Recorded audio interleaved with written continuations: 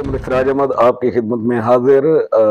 आज हम जो वीलॉग करने जा रहे हैं उसमें जो NA 185 का ज़िमनी इलेक्शन हुआ है उसके ऊपर जो उम्मीदवारों ने वोट हासिल किए हैं आज हम आपको वो बताएंगे। और आइंदा एक दो रोज़ के अंदर जो हम प्रोग्राम करेंगे उसमें जीतने और हारने की जो वजूहात हैं उसके ऊपर बात की जाएगी। तो सबसे पहली बात तो ये कि NA 185 के जो इलेक्शन थे वो खुशसलूबी से अपने अंजाम को पहुंचे। छोटे मोटे लड़ाई झगड़े या कोई खींचातानी हर जगह होती है, लेकिन मजमूई तौर पर ये इलेक्शन पुरअमन रहे। रेंजर्स का, पुलिस का, इंतजामिया का बड़ा कंट्रोल रहा, लड़ाई झगड़े नहीं हुए और बड़े पुरअमन तरीके से ये सुबह पोलिंग शुरू हुई और अपने मुकर्रर वक्त पर ये पोलिंग ख़त्म हुई। और जिसमें जो जब नताइज आना शुरू हुए तो वो ज़ाहिर हस्ब तवक्को थे, उसमें कोई अनइवन चीज़ नहीं थी, जिसका हम पहले भी अपने वीलॉग के अंदर कई बार जिक्र कर चुके थे कि देखना सिर्फ ये था कि पाकिस्तान तहरीक इंसाफ का जो वोटर है वो एक्टिव होता है या नहीं होता। उसकी प्रिडिक्शन जो है ना हर कोई कर रहा था। तो बहरहाल पाकिस्तान तहरीक इंसाफ का वोटर जो है ना वो एक्टिव नहीं हुआ। थोड़ा बहुत कोई कहीं हुआ है तो वो उसका फ़ायदा तीर को पहुंचा है। मजमूई तौर पर पाकिस्तान पीपल्स पार्टी और मुस्लिम लीग नून का मैच था। और जैसा कि मैं कह रहा था, पहले दिन से ही कह रहा था कि अगर ये इन दो पार्टियों का मुकाबला है तो फिर ये मुकाबला ही नहीं है। पाकिस्तान मुस्लिम लीग नून अपने अददी एतबार से, अपने ग्रुप्स के हिसाब से बहुत आगे है। पाकिस्तान पीपल्स पार्टी बतौर जमात यहाँ पर बहुत थोड़ा वोट है। उसके मुकाबले में मेरा इस्तदलाल था कि खोसा हाउस का जो वोट है वो उससे कहीं ज़्यादा है। उस पर फिर सरदार दोस्त मोहम्मद खान की शख्सियत यकीनन वो एक प्लस कर लें तो एक अच्छा फिगर बनता है आकर, लेकिन वो विनिंग फिगर फिर भी नहीं था।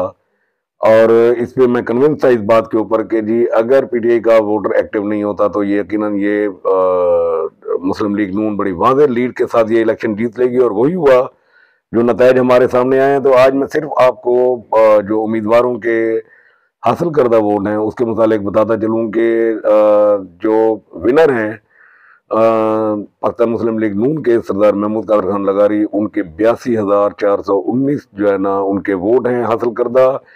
और उसके बाद रनर अप हैं पाकिस्तान पीपल्स पार्टी के सरदार दोस्त मोहम्मद खान खोसा, उनके 49,226 वोट हैं। उसके बाद तीसरे नंबर पर उम्मीदवार हैं JUI के, उनके 977 वोट हैं उस्ताद अब्दुल अजीज बलोच के।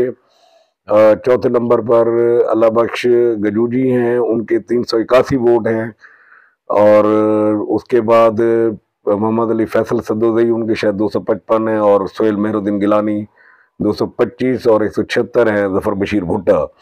तो अगर हम बात करें मुस्लिम लीग नून और पाकिस्तान पीपल्स पार्टी की तो यकीनन लगारी ग्रुप का जो वोट है वो गुज़श्ता कई इलेक्शन के अंदर ये इंटैक्ट चला आ रहा है। उनके पास 50 से 60 हज़ार के दरमियान उनका वोट है। इस दफ़ा उनके साथ चूंकि सारे इकट्ठे थे तो वो वोट 82,000 के करीब पहुंच गया। और पाकिस्तान पीपल्स पार्टी का अगर उम्मीदवार काम लें तो बुनियादी तौर पर मैं इस फर्क वादे करता चलूँ कि ये वोट जो है ये पाकिस्तान पीपल्स पार्टी का वोट नहीं है, पाकिस्तान पीपल्स पार्टी के उम्मीदवार का वोट है। इसमें एक फ़र्क है बुनियादी, और वो ये है कि इस हल्के में पीपल पार्टी के निशान के ऊपर अगर कोई और उम्मीदवार खड़ा हो जाए तो उसका बमुश्किल 8 से 10 हज़ार वोट होगा, उससे ज़्यादा नहीं हो सकता।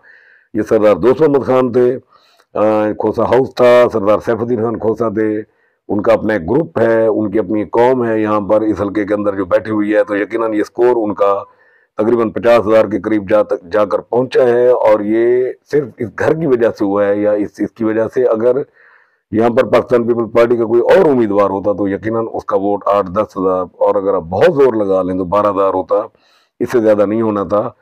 तो महमूद कादर खान की एक बड़ी वाज़ेह लीड 33,000 समथिंग का फ़र्क था। और ये इतना बड़ा फ़र्क था कि इसकी तकरीबन जो संजीदा सियासी हल्के थे वो कहते थे कि अगर तहरीक इंसाफ एक्टिव ना हुई तो 25 से 30 हज़ार की जो है ना वो लीड आएगी, और वही हुआ। इतनी ही लीड पड़ी यहाँ पर, और ये बिल्कुल एन तवक्कुआत के मुताबिक था। इसमें कोई अनइवन चीज़ नहीं हुई। पाकिस्तान मुस्लिम लीग नून की एक वाज़ेह, और इसमें सबसे बड़ी बात कि पंजाब के अंदर जो 6 सीटें थी उसमें भी मुस्लिम लीग नून ने वो बड़ी वाज़ेह अक्सरियत के साथ जीत ली। हुकूमती पार्टी हैं और इस वक्त शायद परफॉर्म भी कर रही हैं। दूसरा PTI का बाइकाट, अगर यहाँ पर PTI इलेक्शन लड़ रही होती तो यकीनन ये मुकाबला पाकिस्तान मुस्लिम लीग नून और पाकिस्तान तहरीक इंसाफ के दरमियान होता, इसमें पीपल्स पार्टी कहीं कंसीडर ना होती पंजाब के इन हलकों के अंदर। लेकिन चूंकि पीटीआई का बाइकाट था तो ये मैच फिर पाकिस्तान पीपल्स पार्टी और पाकिस्तान मुस्लिम लीग नून के दरमियान पड़ गया। तो यकीनन पीपल्स पार्टी के मुकाबले में पंजाब में नून एक पॉपुलर जमात है, एक रूलिंग पार्टी है, तो लोगों की डाइवर्शन उस तरफ है और मोस्टली उनका हलकों के अंदर जो पीपल्स पार्टी के मुकाबले में पाकिस्तान मुस्लिम लीग नून का वोट ज्यादा है। लेकिन उसको उस वक्त मुश्किल पेश आती जब उनका मैच पीटीआई के साथ पड़ता, तो जाहिर है फिर एक टफ कंपटीशन होता और फिर देखना होता था कि जी बड़ी नेक टू नेक फाइट जाती है या क्या होता है इसके अंदर। तो एक वाज़ेह लीड के साथ सरदार महमूद कादर खान लगारी NA 185 से MNA मुंतखब हो गए। उनकी जीत का हतमी जो है ना फॉर्म 49 वो भी जारी हो चुका नतीजा, और अब शायद वो आइंदा चंद रोज तक मेरा अंदाजा है कि 26 या 27 नवंबर को वो बतौर MNA अपना हल्फ उठा लेंगे। उसके बाद ये सीट खाली हो जाएगी 289 जहां से वो MP हैं। अब एक और मरहला में दरपेश है और वो ये है कि PP 289 का भी बाई इलेक्शन आ गया है यहाँ पर।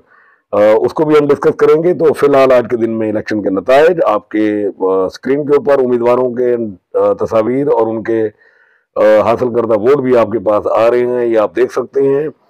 तो इंशाल्लाह कल मैं हाजिर खिदमत होऊंगा इस तजज़िये के साथ कि जी महमूद कादर खान की जीत किस तरह मुमकिन हुई और मैं सरदार दोस्त मोहम्मद खान खोसा के हारने की वजूहात क्या हैं, वो इंशाल्लाह कल हम तफसील के साथ डिस्कस करेंगे। तो फिलहाल आज के दिन के लिए इतनी तफसीलात आपके लिए। तो कल तक के लिए इजाज़त चाहूँगा। अल्लाह हाफ़िज़।